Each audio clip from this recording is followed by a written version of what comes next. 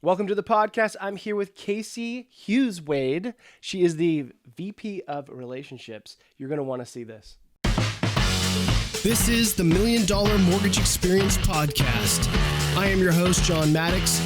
Welcome to the show. All right, Casey. So what is a VP of Relationship? What does that mean? Well, a VP stands for Vice President, John, just in case we're curious about that. And relationships, I kind of do all things. The company I work for is called SLK Global Solutions. So we're a national and global company. We've been in the industry for over 20 years. Mm-hmm. And as VP of Relationships, I do several different things. I'm very lucky. The job is sort of built for my talents. So I still get to do what I do best, which is networking and, doing videos and building my brand out on social media and kind of being somewhat of the face of the organization at times. Nice. But I do handle our large client relationships and partnerships. And, I think today with the industry changing and shifting, you're always trying to look for different ways to connect with people, different partnerships, kind of starting to move towards where your audience is, right? Where your clients, where your customers. So similar to like business development kind of, right? Yeah, I do a little bit of business development, but I do, some partner relationships, some client management, and I also work alongside some of our marketing folks as well. So that's cool. A couple different things that I do. Yeah, well, I've always seen you at the conferences and you're always so bubbly and happy and you just know everybody. So you're doing something right with relationships. So I think you're in your right seat. So that's great. Yes. So the pandemic has changed the way we don't go to conferences like we used to. And it's been just a different dynamic. How are you, navigating these new waters? Like what's working right now with what you're doing? I think there's a balance, right? And, I think the new industry and the new world, and I hate always referencing the word COVID, right? I try to get through one conversation without saying COVID, but it did change, how we interact with people and it changed our world. And I think as a whole, the industry has had to pivot and shift. And I saw someone recently post something saying, it was like this big test. Mm-hmm.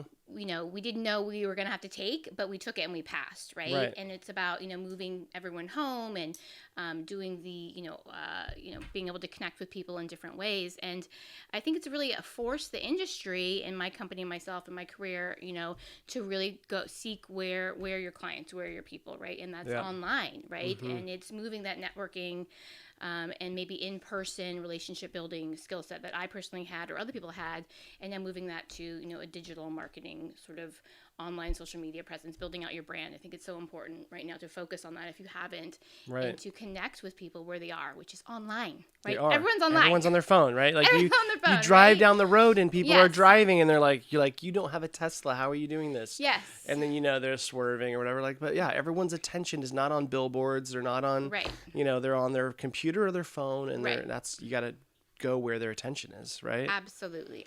So when you do a text, how what give me an example of a text message you would send, like word for word? Word for word. Well, I really want to be funny right now and say something super inappropriate, but I'm not. I'm being respectful. So I would definitely, depending on the day of the week, I always start with something really kind and friendly, like Happy Monday, Happy New Year, just lighthearted, something lighthearted, hey, this is Casey, just want to follow up with you on X, give me a ring when you have a chance and let me know a good time to reach you, right? Gotcha. Keep it really casual, really smart. I'm not asking them for their business in a text message, right? It's just a little You're not connection. trying to close them on the text. No.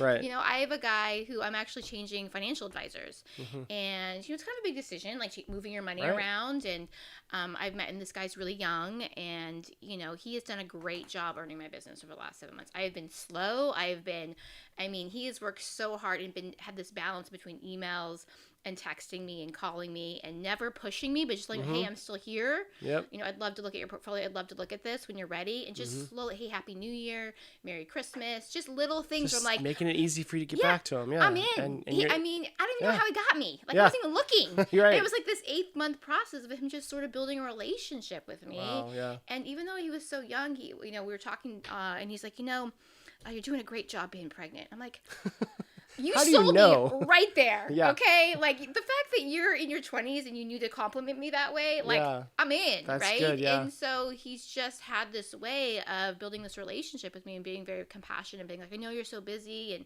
gosh, if you just have a second, I'd love to help you over here, and just not pushing me. And eventually got my business, right? That's so cool. I think it slowly can work in any way, Right. but having two different sort of approaches and paths, whether it's DMing, right, calling, emailing, texting, and then I also think video messaging is really cool. I have a friend that's been videoing messaging, and especially for loan officer, just sending a quick video. Hey, I'm here. I'm local to your community. I'm your local expert. This is what I do. Quick video, right? Yeah. 20 seconds. Do you send that on an email or in a text? So I've seen both. Okay. I think email, Yeah. it works. Even if you want to do it on social media platform, you can do that as well. Because, Right. when you're scrolling through your phone at night, you're likely to look at those videos that people send you. Right. Versus like busy day or She's whatever. done a great job, like Merry Christmas, wishing you well, just being everywhere, right? As often as you can, building that brand, like really, just being everywhere that you can. That's good. Yeah. I mean, it takes effort. It sounds like, but if you do it right, it's kind of fun because it's like relationship. It's like, it's very relational. It's not like you're just selling, right? You're not just, and I think one thing I imagine you do, and I would like to share, is that when you're sending a text message, you should probably, we have this like autopilot sometimes that we do, like, and some people are probably naturally perfect at it or good at it, but others might, need to stop for a second and say, I'm going to hit send. Now, is this something that I'd want to read? Or is this something that I would respond positively to? Or would I just sort of like look at it and go, what kind of feeling is this message going to get back on the other side? Instead of just sending kind of what we think is right, like stop for a second and look at it and go, yeah, that's probably not going to get the response I want. Let me reword it, or something like that. No, absolutely. And like I do thinking, that with... like, what would you want to hear, right? Like instead of, I'm just going to say what I think, I'm just going to say. Right. No, absolutely. I do that all the time with family. Like, how is this going to be perceived, right? Yeah, Because everyone has their own filter, right? Because you can't hear their tone, you can't hear the voice, right? So, adding any extra like smiley faces, right? Making sure that it's it's landing the way that you want it to land, and how would I receive this message is a great way to put content out. Am I gonna read this? Am I gonna like this? Right? Yeah, we all get those emails that were like delete. I mean, right. I don't know about you, but I in the morning go through my emails so fast. Like I know this is a sales email, and I just right. If it has way too much information, I delete it in a second. Right. If someone goes, "Hey John, I saw your podcast," or like a little question, I might be like, "Oh, cool," like and respond. But if someone's like, "Hey, I saw your podcast, and here's everything I've ever wanted to tell you," or like sell you, and and it's a super long email, I'm like, I have no time to do that. But to start, I have time for a conversation, even if it's like every other minute, on an email, or then it switches to a text, and you go back and forth. And if it's something that could add value, and like you said, you're building. We all want to work with people that we like and that we know aren't going to make us put up defenses right away with a sale. No, absolutely. It is about building that relationships, being authentic, checking your content, doing things that you would like to do. You're going to attract the type of people you want to do business with, right? And then it's a natural match, right? If you're really funny and you love a certain type of humor, right, you can start putting certain content out there. You're going to attract the right people that are going to be drawn to you, and utilizing different platforms for that. So, no, absolutely. I think it's and it's such a great time to do it. Now's the time, and the business is out there to go get, right? And it's just, you just have to kind of pursue it and kind of make a game out of it. Like sometimes when I was in hard cold sales in the past, I used to kind of make a game. Okay, like how many people I'm going to get respond to me today, right? Like how many likes am I going to get, right? And not as a place of measuring myself from like I'm not good enough, but just actually having fun with it, right? Play, it's a game, right? So and see that what you can turns do. it into something fun versus like I have to do my 100 calls or I have to send out my my sales emails, and you're like down on it. You're like, I'm gonna see how many responses, right? And just play around with it. See, when I tweak this, I do it this way, what happens when I do it? That's how I kind of started building my content and building videos and pictures. I realized that selfies really worked for me. For whatever reason, when I posted a selfie, I got 1,000 more views when I didn't.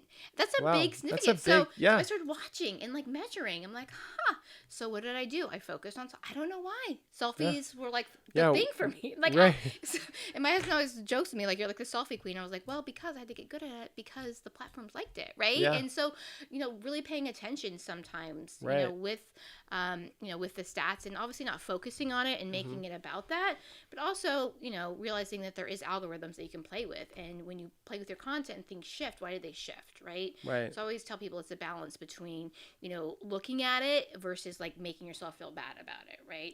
Totally. You want to have the knowledge, and, sometimes things dive and you're just like, oh well, right? And I think hashtags are a big part of that as well, and including, popular hashtags that are going to generate. So you can find, how do you find the popular hashtags? You go into like you can Google them, it'll tell you. You Oh, can it just Google tells you. popular hashtags for real estate. Popular hashtags, yeah. So all my Oh, wow. hashtags have like thousands of followers. And I do that on purpose, right? Yeah, Because that's then smart. it'll pull your hashtag out, and then, it'll trend it. And so, there's different ways to play with the hashtags. And then algorithms do change. And again, so don't obsess on it, but it is something as you start to approach social media that you want to pay attention to a little bit, and start playing around and seeing, what works and what your audience likes. And, short videos, the difference between a short video and a long video is, thousands of views, right? So keep it short, keep it simple, keep it fun, keep it light, right? Right. And if you're not an expert yet, bring an expert into your social media, Yeah. right? Yeah. And ask some questions. Yeah. Like we're doing right here. Yes, exactly. The relationship expert, guys. This is Right? this is her. So this is what you do, Yeah. and just continue to build on, and don't be shy, go out there and ask people to talk with you. Totally. Everyone, And it takes time. Like I used to be horrible at video, horrible. Still am sometimes. When I Yes. like want to do my own video, I'm like, why did I say that?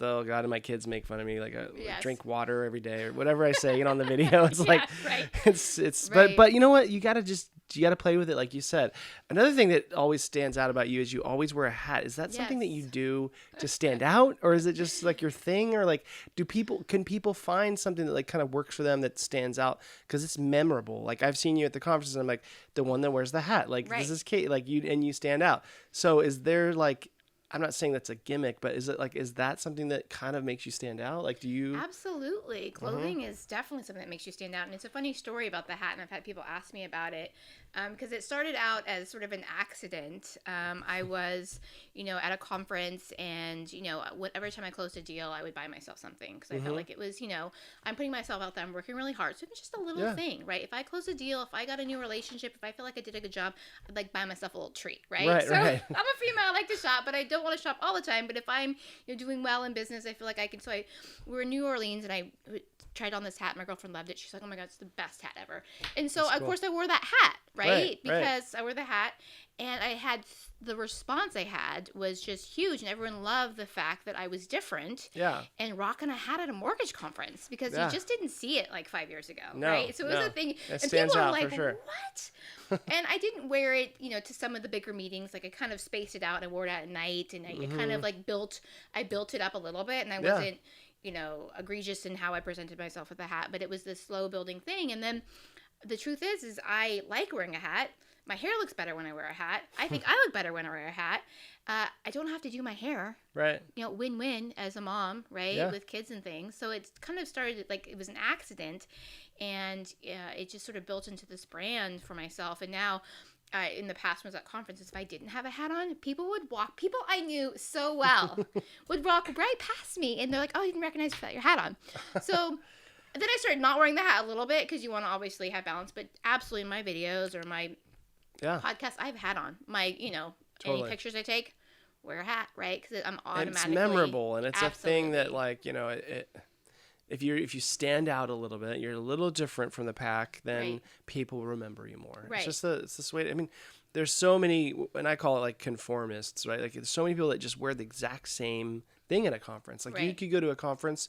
I was at one in February, right as the pandemic was Right. hitting, and it was insane. It was I want to say it was in Vegas, and literally it was San Francisco.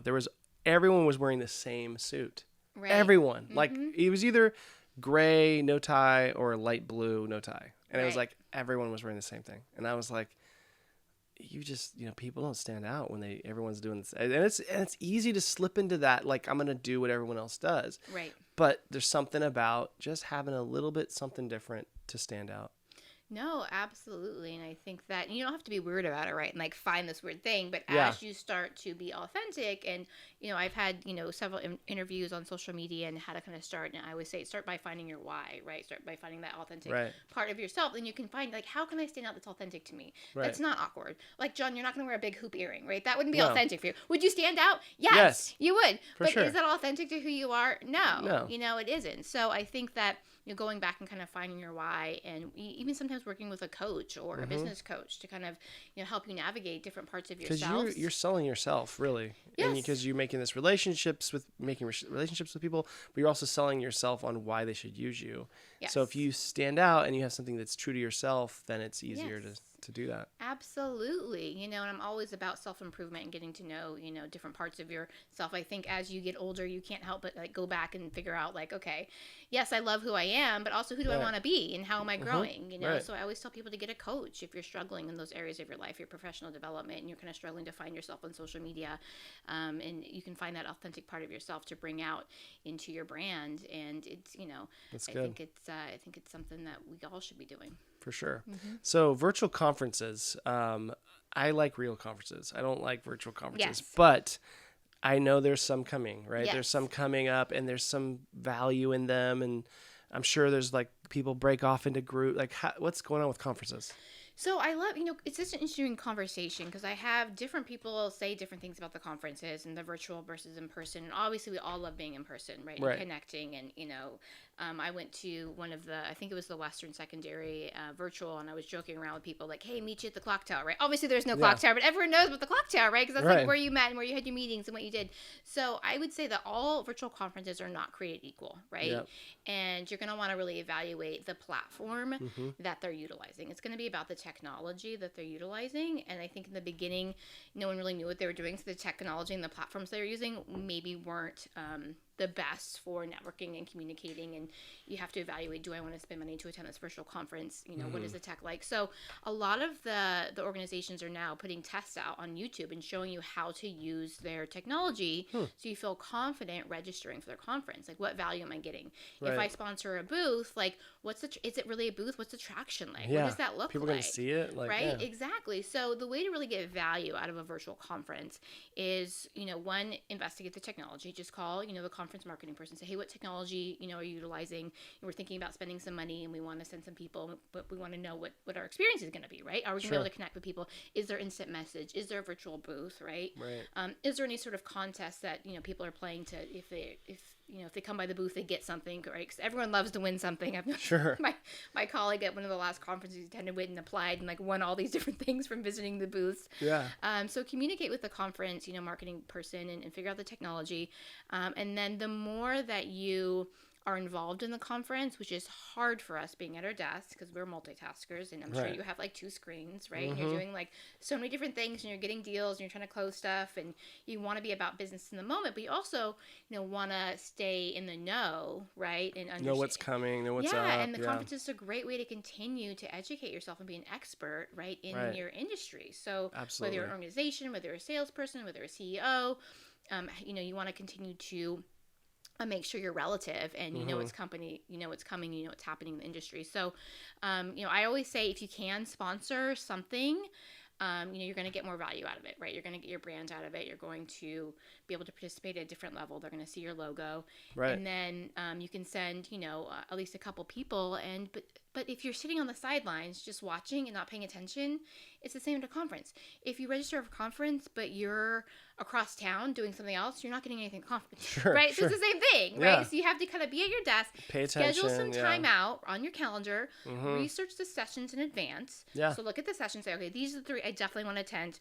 I know if I don't put them on my calendar, I am going to not attend because that's what happens for us, right? It's true. So block it off, have the login information right there so you can click on that link on your calendar, shoot you right in so you're guaranteed, okay, those 3 sessions.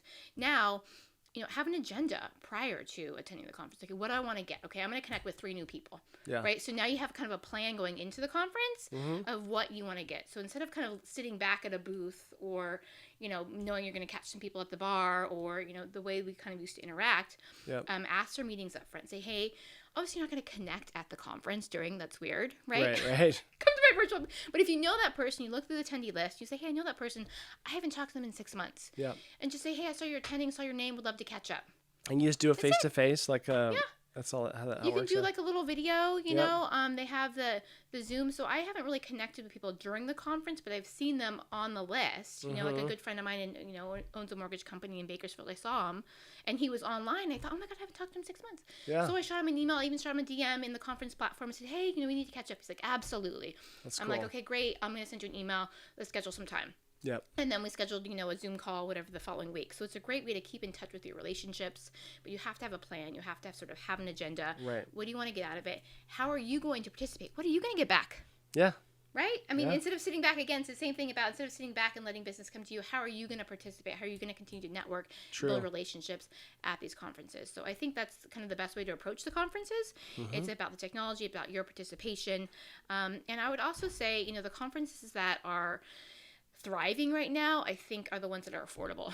Yeah. Right? Yeah. I mean, that's really people are like, I don't have to fly there, but it's only, I don't know, what do they cost now to like join? $125. That's pretty cheap. Versus a few thousand, depending on. It really depends on the conference. Yeah. But you can actually, as a lender, you can send more people, right? So you can start to send, 7 people instead of 2. Right. So you can start educating and training more of your staff and kind of building them up, and as you give. I always say, if you train me, you can keep me, right? Like, I want knowledge, right? So if you're sending me to more conferences and, helping me learn and grow in my career, I'm more likely to stay with you as a company, and you're investing in your people. So as a lender, sending, your folks to conferences is going to help them grow in their career, and they're going to be more loyal to you. So you're educating your people, you're educating your staff. So it's a great way to sort of expand the conference network.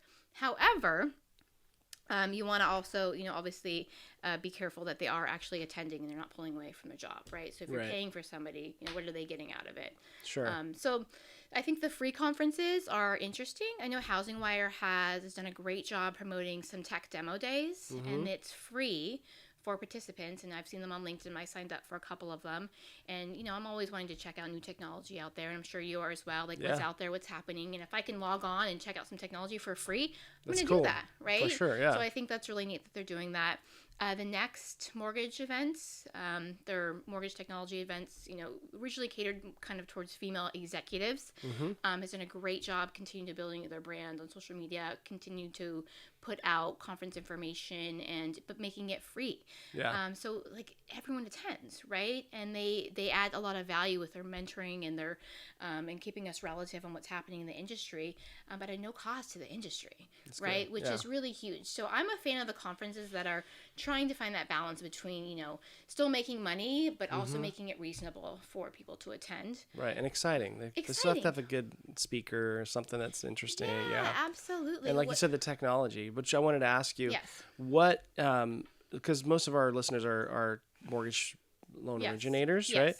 Or processors, but do you know of any new technology that helps the loan officer? Is there anything that you've seen? Yeah, anything so exciting? I think there is some exciting technology with I think with COVID again, there's been this huge push in tech and what's happening in the industry, and I think the one that I've seen a lot of traction with, and I'm a fan of, is called Social Coach. Okay.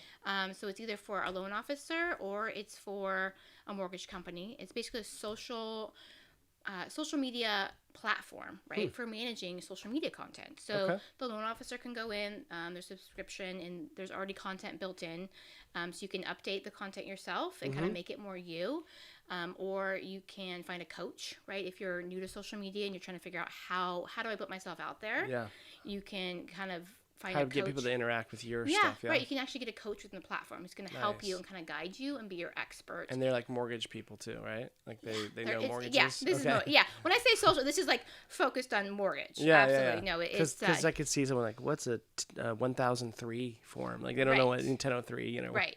Yes. I had my sister one time. I totally throwing her under the bus right now. My sister got in the mortgage business, and one of the first things she said was she called it a 1003, and we're all like, kind of like snickering, but no, it's a 1003, but like people, if you want to have someone that's a mortgage professional that knows mortgage and can know social media that can help guide you, right? Like, so. Yes. No, I think they're great. And they also have another side to it for executives as well. On the mortgage side, their marketing team could actually take over and they can actually build in compliance rules, and it's a platform they can offer for their loan officers. That's cool. So that, it's still putting content out there, but also safely, and the marketing team can manage it. And also what it does too is the executives can log in and they can actually start connecting with their loan officers, put their own twist on it, send their loan officers videos from it. So they've been There's also like watch for compliance issues too. All of it does. Yeah, Yes. nice. So That's each great. compliance. So as a mortgage company owner, or like someone who's like a manager, you could set it up so you don't have to worry about the compliance issue, and you pay this company, and then you bring all your LOs and put them all on there, and that's cool. And they have That's content really cool. in their built, or they can put their own content, and then they can start to customize the content so you have your own culture and your own flair on it. There's a good friend of mine that built the app, and I've seen it. I know some of the coaches that are on it, and I know some of the lenders that are using it. So it's really versatile.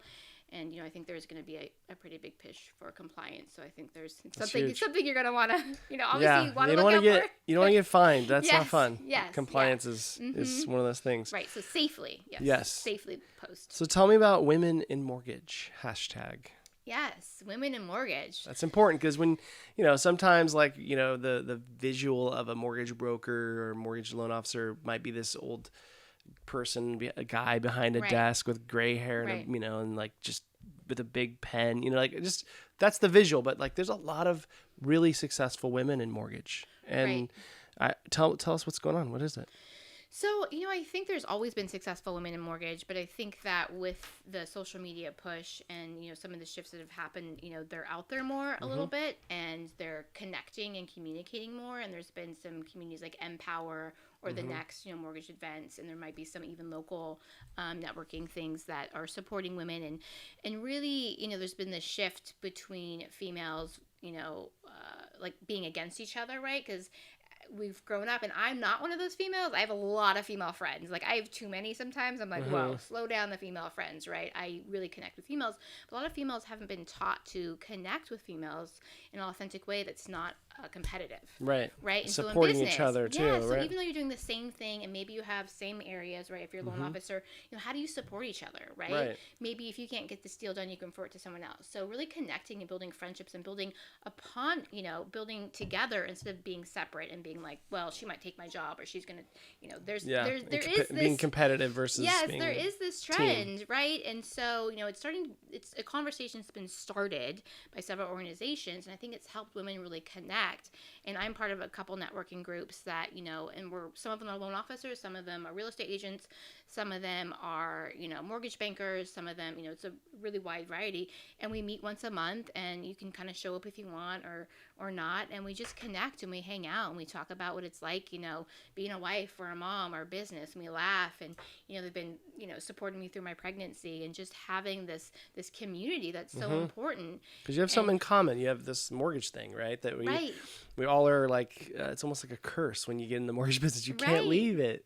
Yeah, absolutely. So, but, to be able to bond under that and other things, like you said, like a wife, a mother, whatever, sister, daughter, husband. Right, and our conversations that we want to have are different than men. I'm sorry. Yeah. They just are, right?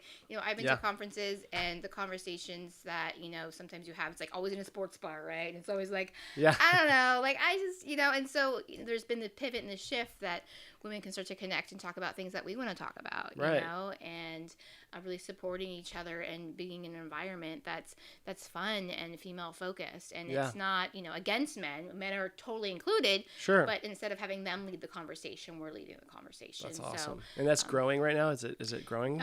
Yeah, absolutely. That's it's growing. cool. I've been a huge advocate for females. I've been doing Female Friday videos trying to highlight female executives in our industry for a while, and again, it was a great way for me to build these relationships with them because I got to know them, and now they're my friends, right? That's and cool. there's these top executives, but also giving them a voice. Like, how are they leading their mortgage company? How are they doing, their business? I've also connected with some of the top loan officers in the industry. I have a couple more coming up. Like, how are you doing things, right? How are you standing out? And, I think that highlighting females and supporting each other and lifting each other up is so important, right? And we're stronger together, always, right? And not excluding men. We love men too, right? But we're just going to lead the conversation, and we're going to do it our way. And if you want to join, great. Love it. Come join us, but we're going to be in charge. I love it. So. No, I've known over the years, including my mother-in-law and some other really amazing women who've, ran mortgage shops or ran mortgage companies, higher up in mortgage companies. And it's awesome to see what they're doing, and also kind of what you're doing with this. So it's exciting. Yes. It's exciting. Yeah, and then the other part of that is mentoring, right? Giving back in that community, which, I'm a big fan of. And I just wrote an article on mentoring and talking about how do you mentor other females, right? And it doesn't have to be this predetermined relationship where someone's above you, right? And you go and ask them, can you mentor me? It can just be friends. Like, I know more about X, right? So let me give this to you. And you know more about this, so let me give this to you, right? And it's an exchange of information. That's and cool. I call it mentoring in the moment. It's called MIM, right? MIM. I made that up. Mentoring in the moment. And you just give back to each other, not to get anything in return, but just because you want to help someone out, help another female. You see her struggling, you see, hey, I really know how to do this, so I'm going to offer this to her. I'm going to say, hey, if you tried it this way, I can really see you doing that for no reason. When women have done that to me, especially top people in the industry, or have given me compliments, I mean, I am just like, oh, right?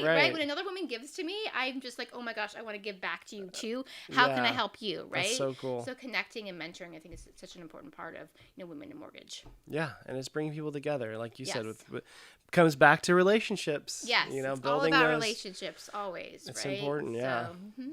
So, how does someone find you? How do they find me? Oh, wow. I am on LinkedIn. That's kind of my primary platform right now. Casey Hughes-Wade. I mean, you can also email me at casey.hugheswade@slkglobalsolutions.com. It's kind of a long email address, but LinkedIn's really the best way to find me. Casey Hughes-Wade. I do some fun videos. I've pulled back a little bit with my pregnancy, but I'm starting to get back out there building out my content again. And I would say that's the best way to connect with me. And I'm going to try to start doing TikTok. That's my goal. I'm hoping to do some fun stuff with a newborn. That's so cool. Everyone loves babies, right? Yes, so who doesn't want to babies. see a baby on TikTok? So I don't know. Watch out for that. That's kind of my plan. So we'll see. That's awesome. Well, cool. Thank you for coming on the show. And I'm sure our viewers will search, some of them will search you out, and you never know what can happen, right? Absolutely. Be my friend. Just say hello, girl. Just let's be friends. I'm just here to make friends. So. Absolutely. Yes. All right. Well, please like, share, subscribe, check out Casey, and we'll see you on the next podcast. Thanks for watching. Thank you for listening to our podcast. If you guys are looking for more content like this, we have a FundLoans YouTube channel where we give away more tips, secrets, and origination ideas. You can also email us at info@fundloans.com. And if you've made it this far, I think it's safe to say you like our content. So please subscribe, share, and send us your scenarios. Let's fund loans together.